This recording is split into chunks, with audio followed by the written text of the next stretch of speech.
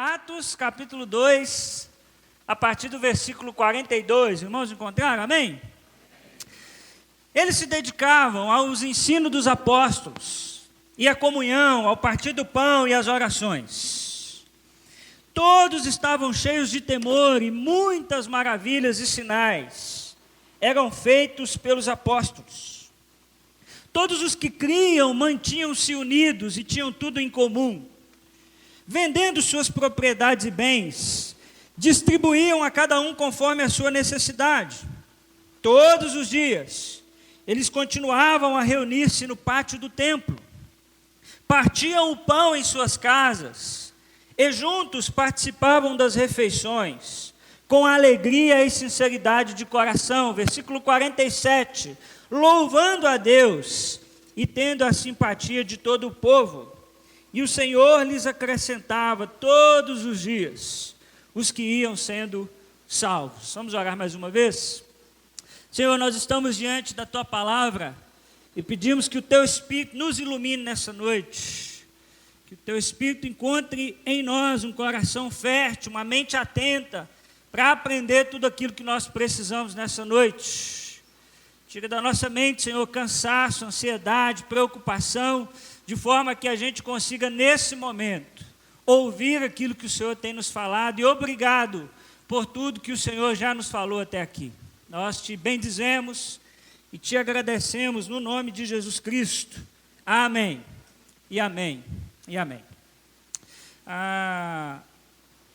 Eu vou voltar um pouco nesse texto mais ao final da nossa conversa, mas é interessante a gente perceber que aqui nós temos uma narrativa de como foi o começo da igreja de Jesus Cristo. Atos, principalmente ali no capítulo 2, está narrando como é que os discípulos viveram depois da ressurreição de Jesus. E a experiência deles de comunidade é um negócio impressionante. Eles começaram com muita paixão, eles começaram com muito amor. Tanto que o texto nos diz que eles se reuniam quantos dias? Todos os dias. De vez em quando a gente reclama de vir no domingo, pensa aí. Todos os dias. Eles repartiam o pão, O texto vai nos dizer que alguns venderam as suas propriedades. Depois a gente vai ver que isso deu um problemão, porque eles estavam entendendo que Jesus ia voltar rápido. Então todo mundo começou a vender as suas coisas, porque não queria acumular nada e começar a repartir. Mas é interessante a gente ver que aquela igreja começou de uma maneira muito especial. E uma igreja, irmãos, imperfeita, é uma igreja que precisa estar disposta a sempre aprender. Nós gostamos muito, irmãos, de programas, de cultos, que nós estamos familiarizados. A gente acostuma com muita coisa na igreja. Por exemplo, a maioria de nós tem o seu lugarzinho no banco. Quem aqui todo domingo senta no mesmo lugar? Deixa eu ver. Um montão de gente, Na hora que você chega, tem alguém sentado no seu lugar, você até estranha, Como se aquele lugar fosse seu. Por quê? Porque você vai se familiarizando, você vai se acostumando a sempre sentar naquele lugar. E muitas vezes, irmãos, nós vamos nos acostumando com tudo da igreja. E aí toda vez que a igreja precisa realizar qualquer mudança, nós somos sempre contrários, porque a gente já acostumou do jeito que está. Preste atenção, a pior ideia que uma igreja ou uma organização pode ter é: sempre fizemos assim. Você quer matar qualquer organização? Use sempre esta frase: sempre fizemos assim. As empresas que pensaram assim, a maioria delas estão fechando. Por quê? Porque elas não se abriram para o novo. Elas não se abriram para as mudanças que estão à sua volta. Ou outra frase é: time que está ganhando, não se mexe. Se alguma coisa deu certo no ano passado, ou no ano anterior, ou 10 anos antes, nós somos tentados a usá-la novamente. Mas uma igreja imperfeita opta por aprender e adaptar-se o tempo todo. E não é mudar, irmãos, para ser legal. Não é mudar para ser descolado. É mudar para atingir os propósitos que Deus tem para cada geração. Nós precisamos entender que Deus quer que nós estejamos mudando, ou de mudança para o bem que Ele determinou. Ele sabe que quando as pessoas param de aprender coisas novas, elas param de crescer. Quando você, como ser humano, para de aprender coisa nova, você deixa de crescer, você é o mesmo. Daqui 5 anos eu olho para você e você vai ser o mesmo. Por quê? Porque você não abriu para conhecer coisas novas. A vida com Deus é uma vida dinâmica. Olha o que nos diz 2 Coríntios 3,18, nós podemos ver juntos? E todos nós, que com a face descoberta, contemplamos a glória do Senhor, seguindo a sua imagem. Tá bom não? Vamos dali, vamos melhor? Do meio ali, vamos juntos? Estamos sendo transformados com glória cada vez maior, a qual vem do Senhor, que é o Espírito. Olha essa expressão que interessante, nós estamos sendo o quê? Transformados de glória em glória. A vida com Deus é uma vida dinâmica. Você que diz assim, eu nasci assim, vou morrer assim, você não entendeu o Evangelho. Você que as pessoas que estão à sua volta estão dizendo, você está errando, isso não está legal, está acabando com o nosso casamento, está acabando com a nossa família, está acabando com os nossos filhos, e você diz assim, eu sou assim mesmo. Você não entendeu o Evangelho. Porque o Evangelho está dizendo que nós estamos sendo o quê? Transformados. Não acabou. Eu já disse isso aqui, a gente prega um Evangelho, que é um Evangelho só para a salvação, no sentido de que quando a gente aceita Jesus, parece que a gente morre. Agora o meu negócio com Deus é só lá no céu, que é um lugar distante. Nós esquecemos que quando nós reconhecemos Jesus, nós o reconhecemos como Salvador e Senhor de nossas vidas. Não é só como Salvador. Como Senhor, Ele tem a legitimidade de dizer a nós quais são as áreas que nós precisamos mudar. Então nós somos o povo que diz, é muito difícil mudar, mas eu vou tentar.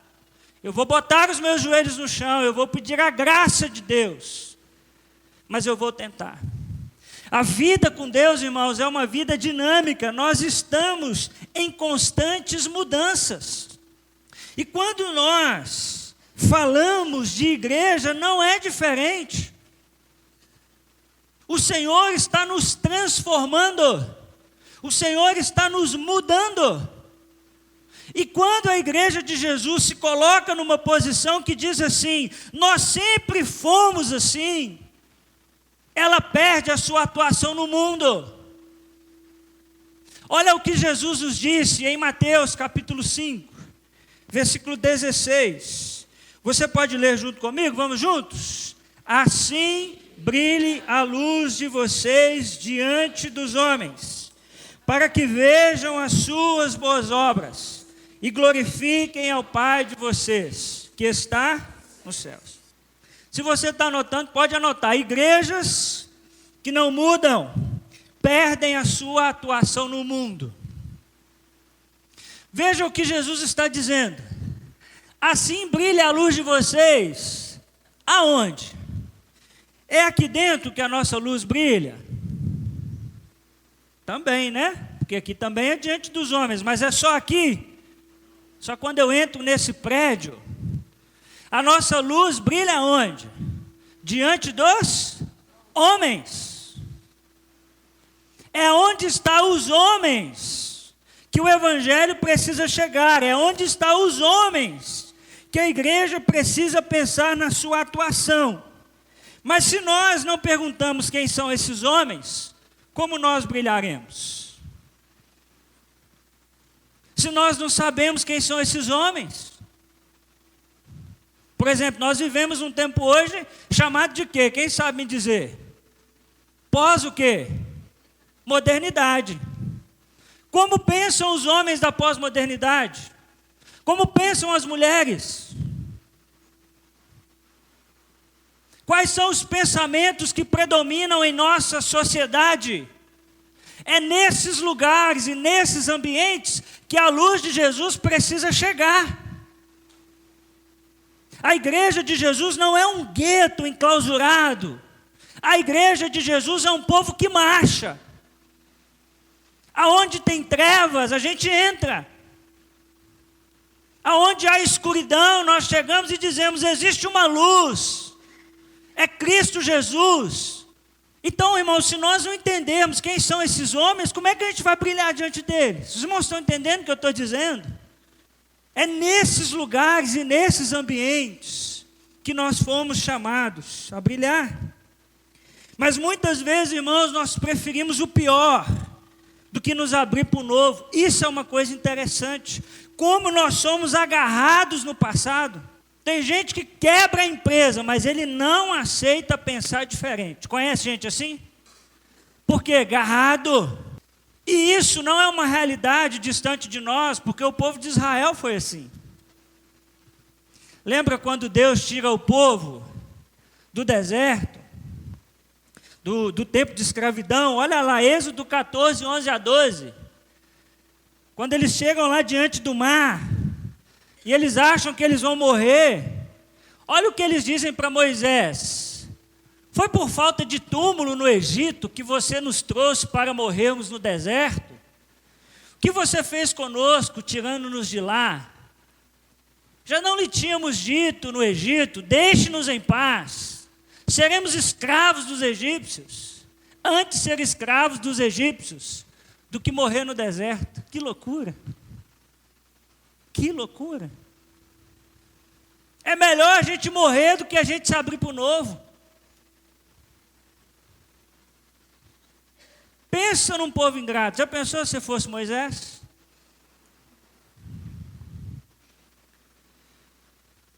E eles disseram: era melhor a gente ter ficado lá, mas lá vocês eram escravos. Não, mas era muito melhor. Agora você nos colocou diante de uma situação de medo, numa situação nova, a gente não sabe o que vai fazer, mas Deus já havia prometido que os levaria. Mas muitas vezes nós também somos assim.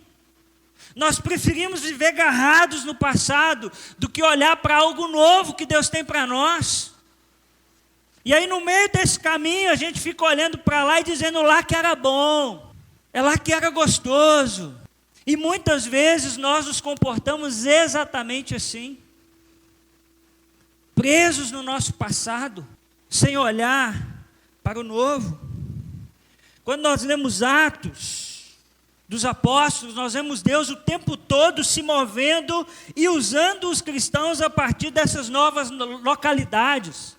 Quando o povo de Deus começava a se acostumar, Deus mandava algo novo, uma experiência nova. Perseguição, para que eles abrissem os seus olhos e não se acostumassem, e olhassem para aqueles que estavam à sua volta. Se você quiser ler na sua casa, Atos capítulo 1, versículo 8, é um dos exemplos. Deus os colocava em novas experiências o tempo todo, sejam elas perseguições, sejam elas experiências espirituais ou qualquer outra coisa, mas Deus sempre estava movimentando o seu povo e colocando o seu povo diante do novo. A igreja, ao longo dos séculos, ela teve que ser criativa. Quem já ouviu falar nisso aqui? Os vitrais. É bonito, não é? Vitral é coisa linda. Mas você sabia que o vitral foi uma coisa hipercriativa que a igreja teve que fazer? Alguém sabe para que serviam os vitrais? Eles não eram só decorativos. Eles serviam para que quando a luz do sol batesse, a luz do sol refletia essas imagens e mandava para as pessoas que estavam ali um recado. Foi o primeiro projetor que apareceu na igreja. Legal, não é? Vocês querem fazer vitral ali? Não precisa não, né? O projetor tá bom, né? Eu estou te contando isso aqui, é porque às vezes a gente tem medo de se abrir para o novo e a gente se esquece que a igreja já fez isso ao longo da sua história. Isso aqui é algo extremamente criativo para o seu tempo. Usando a arte para pregar uma mensagem. Isso aqui tinha um efeito extremamente pedagógico. E não tinha nenhum problema a igreja fazer isso. Você sabia que as igrejas não tinham banco e nem cadeira? Você que não gosta de coisa nova, não vai poder mais sentar no banco. Porque o banco foi uma coisa que a igreja teve que se reinventar. Antes da reforma, eles atribuíam banco e cadeira a assistir uma apresentação. E quando nós estamos adorando ao Deus Santo, a gente não está assistindo a uma apresentação. A gente está apresentando um serviço a Ele. Legal, né? Aí veio a reforma protestante e falou assim, gente, mas nós vamos deixar o povo 2, 3 horas em pé. Por que a gente não coloca uns bancos para esse povo sentar? E aí cada família começou a comprar o seu banco. Mas era caro. Ou seja, as famílias mais ricas é que tinham seus bancos. E os pobres sentavam no chão. Mas o banco é uma coisa que a igreja precisou ser criativa. Então veja que a igreja, ela vem cada vez mais lidando com o seu tempo. E nós só estamos aqui, irmãos, porque a igreja se reformou. E a reforma protestante, um movimento tão importante, 1500, tinha essa expressão como a sua máxima, que significava igreja reformada, sempre se reformando. Esse era o lema da reforma protestante. Igreja reformada, sempre se reformando. Ou seja, uma comunidade está sempre olhando para a sua teologia e para a sua prática. Para aquilo que ela acredita e para aquilo que ela faz. Irmãos, toda organização, ela muda. Quem aqui hoje está no mercado de trabalho? Faz assim. Vocês percebem que o mercado de trabalho está mudando? Hoje se fala muito em home office. Alguns anos atrás era inconcebível você ficar na sua casa trabalhando. Hoje acontece com uma frequência muito grande. Por quê? Porque você não gasta tempo de deslocamento, você não gasta com transporte, e você da sua casa presta o serviço para aquela empresa. Hoje você tem empresas que têm sala de jogos. Tem alguém aqui que trabalha numa empresa que tem sala de jogos? Olha que interessante. Tem uma sinuca, tem um totó, tem um videogame. Por quê? Porque a empresa percebeu que quanto mais relaxado, descansado o funcionário está, mais ele vai produzir. E menos crises emocionais ele vai ter. Hoje nós falamos nas empresas de flexibilidade de horário. Antigamente, se você atrasasse 3 minutos, direto, rua. Hoje as empresas já estão flexibilizando. Você entra 3, 4 horários ali diferentes no seu dia e sai 3, 4 horários para você fazer de acordo com a sua agenda. Hoje tem empresas que já deixam as mamães levar os bebês mesmo fora da licença maternidade. O mercado de trabalho mudou. E as organizações, elas estão tendo que se adaptar a isso. E quando, irmãos, preste atenção no que eu vou te falar, e quando nós pensamos como igreja, nós também não podemos e não precisamos ter medo de mudar. Nós precisamos ler a nossa cultura, a nossa realidade e trabalhar a partir dela. Paulo vai dizer que existe uma multiforme graça de Deus. Deus se move no mundo de jeitos diferentes. Quantas igrejas eu tenho visto que estão rachando, dividindo. Porque o pastor vai lá, faz uma viagem, descobre um método mirabolante lá que vai multiplicar a igreja vai ficar com 5.000 membros em 2 meses, aí ele chega, joga na igreja goela abaixo e fala, está aqui, quem estiver fora da visão, está fora do reino de Deus, e vão embora. Falta de ler a sua cultura, falta de entender o que o Espírito de Deus está soprando em sua comunidade. Falta de entender que o que o Espírito soprou lá não significa que ele vai soprar aqui. Mas que também nós não somos esse povo que estamos, como quem diz, o nosso time está ganhando, a gente não mexe. Nós sempre fizemos assim. Não, o mundo está em mudança e a igreja de Jesus não pode ter medo de aprender e mudar, pois Deus chama a sua igreja para servir em seu tempo. Olha essa expressão de Davi, eu acho ela linda em Atos. Tendo, pois, Davi servido ao propósito de Deus, aonde, irmãos? Em sua geração, ele adormeceu. O Davi não cumpriu o propósito de Deus dele para outra geração, ele cumpriu para a sua geração. Deus o usou no seu tempo, do seu jeito, com a sua cultura. E a igreja de Jesus também é chamada a fazer isso. Muitas pessoas dizem assim, pastor, não se fazem mais igrejas como antigamente. E eu digo, glória a Deus. Glória a Deus. Porque não precisa de igreja para antigamente, precisa de igreja para hoje. É o propósito de Deus na nossa geração. Na nossa geração. Por que a gente tem tanto medo de mudar? Primeiro, porque toda mudança nos tira da nossa zona de conforto. Quem gosta de mudar de trabalho? Alguém gosta? É horrível mudar de trabalho. A não ser quando seu trabalho está muito ruim, né? Você está doido para ir para outro. Mas é uma experiência difícil, você vai ter que conhecer todo mundo de novo, você vai ter que saber quem que é o fofoqueiro do setor, você vai ter que saber quem é que quer puxar o seu tapete. É muito ruim, toda mudança nos coloca e nos tira da nossa zona de conforto e nos coloca diante do novo. Sabe por que a gente não gosta de mudar? Porque a gente tem medo de errar. E se eu mudar e for pior do jeito que eu estou hoje? Mas você sabe qual é o problema? É que quando a gente se propõe a mudar, a gente vai errar. Tem jeito. E aí eu gosto de uma frase que diz que erros pedem funeral rápido e reflexão lenta. Guarda essa frase para a sua vida. Erros pedem funeral rápido. Errou, acorda. Toma decisões rápidas.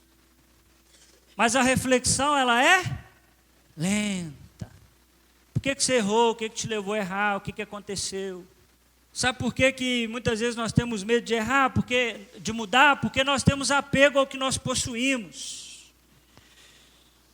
Muitas igrejas se importam mais com os bancos, com o púlpito ou estrutura do que com as pessoas. Muitas vezes não mudar faz a igreja perder tempo e recursos. A igreja precisa estar em constante avaliação. Não é porque deu certo hoje que vai dar certo amanhã. A estrutura não pode ser um fim em si mesma, mas um meio para anunciarmos o reino de Deus. Às vezes nós temos apego a algumas coisas, apegos a alguns ministérios, mas nós não podemos ser assim. A gente precisa entender, irmãos, uma coisa muito séria, e aqui eu queria que você prestasse muita atenção, porque se você não entender aqui, você vai sair com a sua cabeça bagunçada. A gente precisa entender que existe uma diferença entre norma e forma. Aliás, eu falei isso aqui uma vez.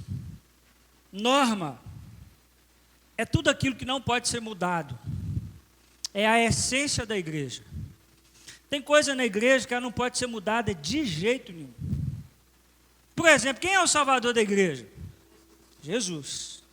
Aí domingo que vem eu chego aqui e digo, irmãos, eu estava orando e eu recebi uma revelação de Deus que não é mais Jesus. Agora é o fulano de tal. Isso pode ser mudado? De jeito nenhum. Os irmãos têm que convocar uma assembleia e dizer, irmãos, nós precisamos ajudar o pastor, porque ele enlouqueceu. Por quê? Porque isso é norma. Isso é a essência da igreja. Isso não pode mudar de jeito nenhum. As doutrinas da nossa fé, irmãos, elas são pilares para nós. Quem é Deus, quem é o Espírito Santo, quem é Jesus Cristo, o que é salvação, santificação, todas essas coisas. Agora, existe a forma, que é o jeito que eu lido com essa norma. Olha lá, a norma, ela é imutável. Jesus Cristo é o Salvador? Isso foi no primeiro século? E no segundo? E no 21? E no 37? Se tiver até lá, ainda é. Aliás, vai ser para sempre, né? Então é também. Por quê? Porque isso é uma norma, isso não muda de jeito maneira. Agora, a forma, ela é variável. Quando você vai explicar a Bíblia para o seu filho pequenininho, como é que você explica para ele? Você faz voz de bobo, geralmente, não é? Ô, filhinho, vou contar para você. Não é assim, não? É por isso que eu não sou pai ainda, tá vendo? Eu ainda não estou preparado, ainda não estou pronto. Mas eu vejo, de vez em quando, falar com a criança numa voz diferente, mais docinha, mais meio assim. Também sou criança.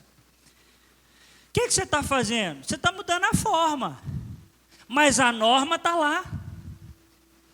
Eles não estão aprendendo a Bíblia como os irmãos estão aprendendo aqui. Os professores não estão lá com um slide, passando lá e lendo o texto da Bíblia para os meninos. Eles estão pintando, eles estão colorindo. O que é que nós estamos fazendo? Nós só mudamos a forma, mas a norma, ela está lá. Então, quando nós pensamos, irmãos, como igreja, o que não pode mudar é a norma, a forma pode. Deu para entender isso? Presta atenção, hein? Senão depois você vai falar que eu falei o que eu não falei. Nós estamos numa caminhada. Então a norma de jeito nenhum, mas a forma. Pode ser com luz aqui na lateral? Pode, isso não é norma, isso é forma. Pode ter projetor? Pode. Pode não ter? Pode. Isso é forma, isso não é norma. Deu para entender até aqui?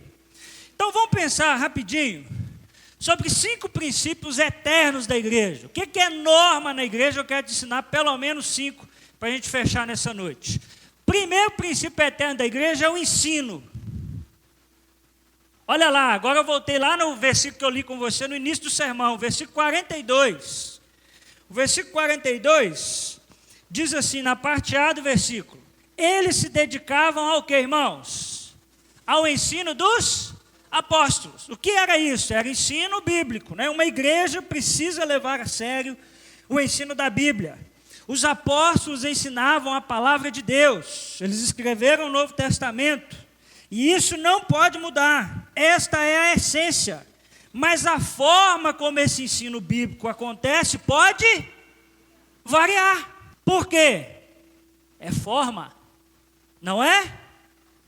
Todo mundo, não é? Isso. A norma está ali. A norma é o ensino bíblico. Uma igreja que não tem ensino bíblico, ela não está levando o evangelho a sério. Agora, a forma pode variar? Pode. Por exemplo, a escola bíblica dominical, perto do cinto, hein? É forma ou norma? É forma. É forma. Que frequência é a escola bíblica? É todo domingo? Depende de cada comunidade. As comunidades não são todas iguais. Já está entendendo onde é que eu vou chegar, né? Que dia que é a escola bíblica? Tem que ser domingo? Não. Porque ela é o quê? Ela é forma. A forma pode variar. Pode ser, EBS, Escola Bíblica de Segunda, EBT, Escola Bíblica de Terça, EBQ, Escola Bíblica de Quarta, EBQQ, que é a Escola Bíblica de quinta, EBS, S de novo, que é a Escola Bíblica de sexta, EBSSSS, que é de sábado, e pode ser a EBD, que é a escola de domingo. Que hora? Tanto faz. Na hora do almoço, de manhã, de noite, o que importa é o princípio. Tem que ter o ensino bíblico. E a escola bíblica é uma forma, tem mais um montão de jeito da gente ensinar a Bíblia. Qualquer dia é dia de ensinar a Bíblia. Por isso, a IBCP ou a EBD na IBCP, ela é modular, pois nessa forma nós podemos ser criativos. Mas o ensino bíblico, por exemplo, você tem aqui todo domingo, não tem não? Ô irmãos, eu estudo, viu? Eu preparo com carinho. O princípio está aqui, do ensino bíblico. Você vai na célula, o seu líder estuda. Bom, pelo menos ele é orientado a estudar. Se ele não estiver estudando, você me dá um toque. Mas é ensino bíblico. A norma está acontecendo? Sim ou não? Na forma nós podemos ser criativos. Quer ver um outro princípio que não pode faltar na igreja? A comunhão. Olha lá. E a comunhão, e ao partir do pão, e as orações. A palavra comunhão aqui é koinonia. Significa intimidade. Nós somos a família de Deus. Muita gente tem medo dos relacionamentos, porque eles geram intimidade, e intimidade gera conflito. Então preferem ficar sempre longe, mas são os conflitos que muitas vezes Deus usa para nos moldar. Existe hoje, irmãos, uma tendência da igreja pela internet. De vez em quando um abençoado me pergunta: pastor, por que a igreja não transmite o culto online para eu assistir lá da minha casa? Porque você não vai vir na igreja, abençoado. Hoje a gente está tendo essa tendência de igreja online. Eu sou da igreja tal, ele nunca foi na igreja. Nós estamos perdendo a norma que é a comunhão. O texto nos diz que eles estavam juntos e oravam uns pelos outros. A comunhão é a essência. Como nós desenvolvemos a nossa comunhão na IBCP? Primeiro, as células. Esses dias alguém falou para mim assim: pastor, a IBCP não ora. Não, lógico que ora. Ora nas células. Porque a oração é a norma. Confunde, viu? É a norma. Mas a forma, a gente pode ser criativo. Não é porque em 1772 tinha culto terça e quinta, nós temos que fazer culto terça e quinta. A norma é a oração, a forma, cada comunidade descobre a sua. Nós oramos nas células. Nós intercedemos uns pelos outros. Outro jeito de você desenvolver a sua comunhão é no final do culto. Não vai embora depois do culto correndo, não, gente. Tem irmão que parece que dá um negócio assim na perna, uma trombose, não sei o que é, não.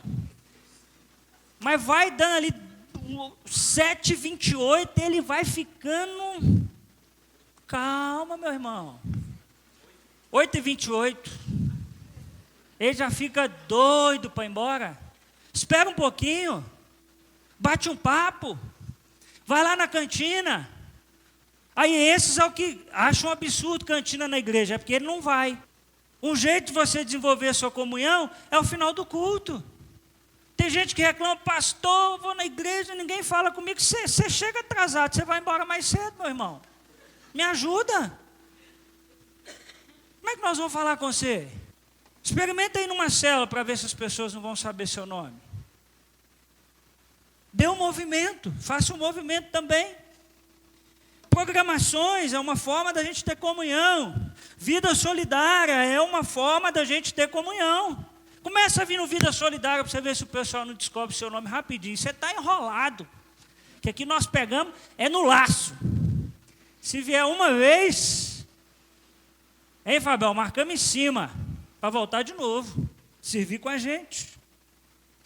A igreja, irmãos, é uma coletividade de pessoas. Na igreja de Jesus não existe mais eu, agora somos nós. Então a comunhão é muito importante. Quer ver outra coisa que não pode mudar na igreja? A adoração. Olha lá os versículos 46 e 47. Todos os dias continuavam a reunir-se no pátio do templo.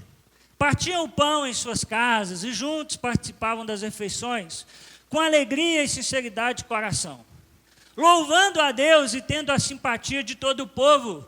E o Senhor lhes acrescentava todos os dias o que iam sendo salvos. Adoração, a gente já sabe que não é um estilo de vida, não é um estilo de música, mas é um estilo de vida. É uma entrega da minha vida a Deus e a Jesus, e é o que a gente faz na nossa segunda-feira.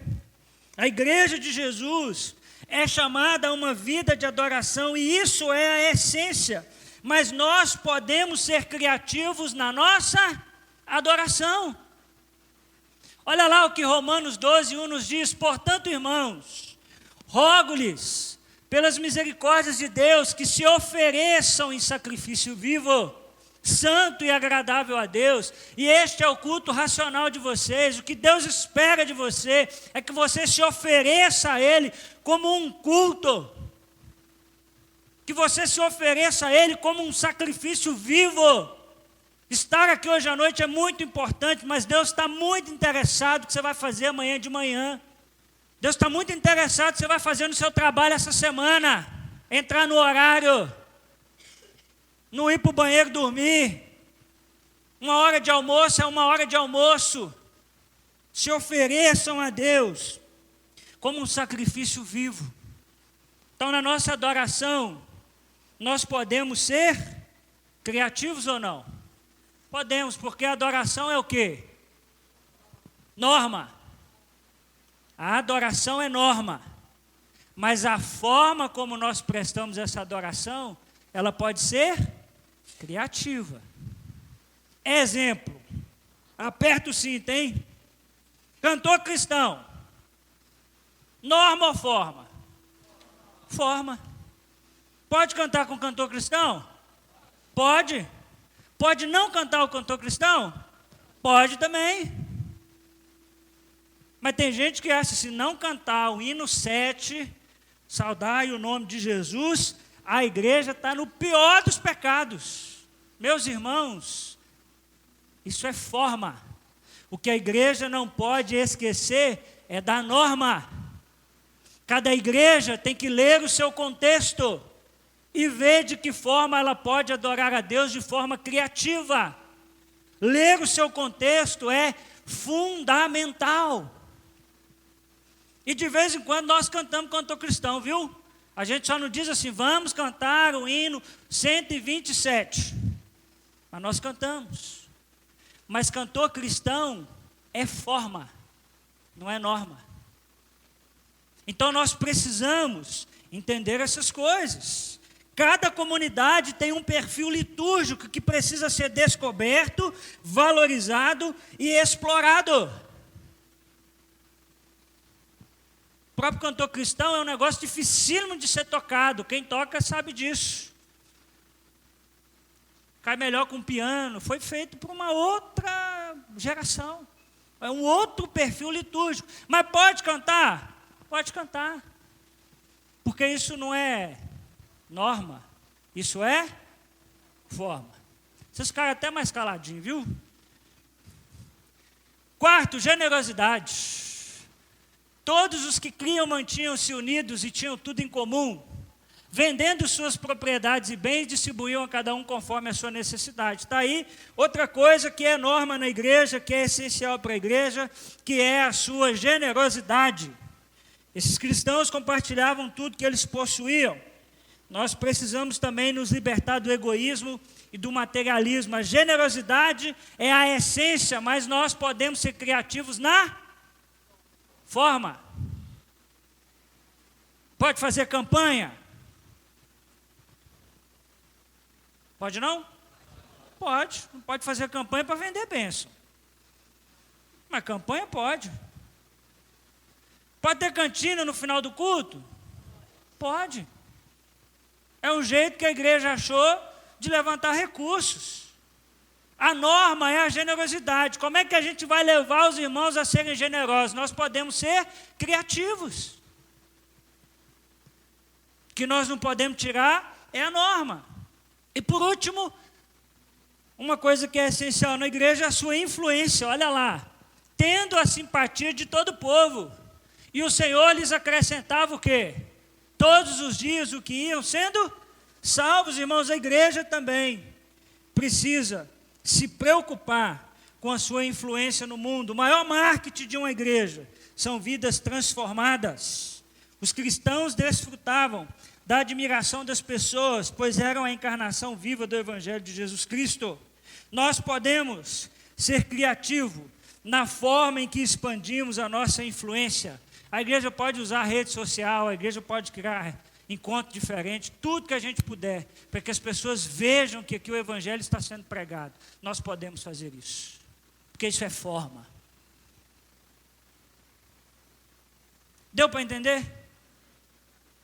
Vocês estão meio tristes, não fica triste não. Uma igreja imperfeita é uma igreja que está sempre aprendendo. A igreja, irmãos, precisa encontrar equilíbrio nisso. Presta atenção, hein? Ela não vive sem respeito e sem aprender com o seu passado. Eu não estou aqui hoje dizendo que tudo que construíram para trás foi ruim. Quem sou eu para dizer isso? Muito pelo contrário. Nós só estamos aqui porque muita gente trabalhou. Nós só estamos aqui porque muita gente vinha para cá terça e quinta e orava por essa igreja. Quem aqui participou de mutirão aqui na igreja? Quem participou de mutirão de construção? Assim, quando estava construindo. Olha só. Nós somos então, nós olhamos para trás e dizemos assim, obrigado, Senhor, por tudo que o Senhor fez. Mas nós não nos colocamos numa posição idólatra, como quem diz, era só lá. Mas nós olhamos para o futuro como algo que pode ser surpreendente. Então ela olha para o passado com gratidão, mas ela olha para o passado com expectativa e esperança, porque o novo de Deus também é bom. Nós precisamos sempre estar aprendendo. E o que eu queria te perguntar hoje é isso, você tem coração de aprendiz? Quando a gente lança um desafio aqui na igreja, você diz assim, uau, que legal, vamos tentar. Vamos ver. Se a gente errar, a gente enterra o erro rápido e processa isso lentamente. Mas vamos tentar uma experiência diferente. Deu para entender onde eu quero chegar? Foi assim que a igreja de Jesus se comportou ao longo dos séculos. E eu quero terminar fazendo uma menção honrosa à diretoria de nossa igreja. Eu queria que a diretoria viesse aqui à frente. E também o irmão Hélio e o irmão Alfeu, que são diáconos. Não sei se os irmãos sabem, mas toda a igreja séria, ela abre um CNPJ e ela funciona como uma organização, né? Como uma empresa. E ela precisa de uma diretoria estatutária. Hoje ela é composta por mim, que sou o presidente, depois vem o irmão Judemar, que é o vice-presidente, o irmão Joel, que é o primeiro vice-presidente, depois a irmã Maria Antônia, que é a nossa tesoureira, o Ciro, nosso segundo tesoureiro, tem o irmão Alfeu, que é o nosso diácono, e o irmão Hélio, que é o nosso diácono mais fitness que tem, que eu vou lá na pista de corrida ali no Buritis e ele está lá, ó, pelo menos 2 voltinhas, né, irmão Hélio? Firme e forte. O que eu quero fazer? E a secretaria, desculpa, irmã Leia, e hoje está só a irmã Leia, né, irmã Leia? Ela é a primeira e a segunda. Conselho Fiscal. Olha aí como é que eu sou bom com esse negócio. Geraldo. Cadê o Kleber? Ô Kleber, me ajuda aí, rapaz. Vem pra cá. O Kleber. Tem mais um. E a querida Joyce, sabe por que eu chamei esses irmãos aqui hoje? Porque todos eles, ou boa parte deles, com muito respeito, têm idade para serem meus pais. Deus está falando, vai recebendo, viu? Até o Geraldo, ele tem nome para ser meu avô, mas é o mais novo. Hã? Como é que é, irmão Joel? O senhor tem neto da minha idade, né? O Kleber também é um pouquinho mais novo, mas está chegando lá também, viu, Kleber? Abre o seu olho. E sabe o que eu acho muito bonito, irmãos? Presta atenção nisso, porque é a testificação do que a gente conversou aqui hoje. A igreja tem um pastor de 22 anos de idade.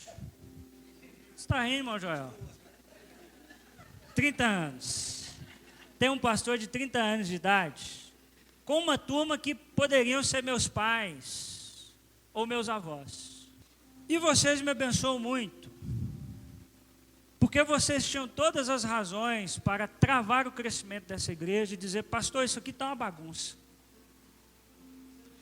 Porque a gente se abrir para a luz, esse negócio é difícil. Principalmente quando a gente é de uma outra geração, eu entendo isso.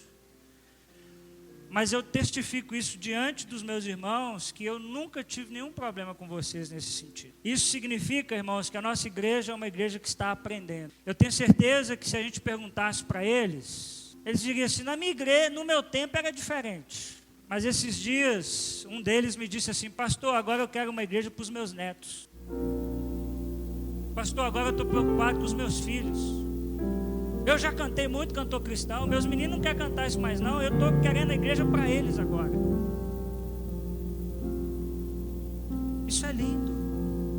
E isso tem que ser testificado e honrado diante da igreja. Presta atenção, irmãos, nós temos que pensar que igreja nós estamos deixando para o futuro. Sabe por quê? Porque a nossa fé já está enraizada. Você larga Jesus? Eu não. Mas o adolescente, ele está enraizando. O jovem está enraizando. Então nós somos esse povo que dizemos à nova geração: vai, meu filho, vai. Só não muda a norma, hein, Zé? Princípio é princípio. Mas na forma, vamos tentar. Então eu queria uma salva de palmas para essa turma. Deus abençoe vocês.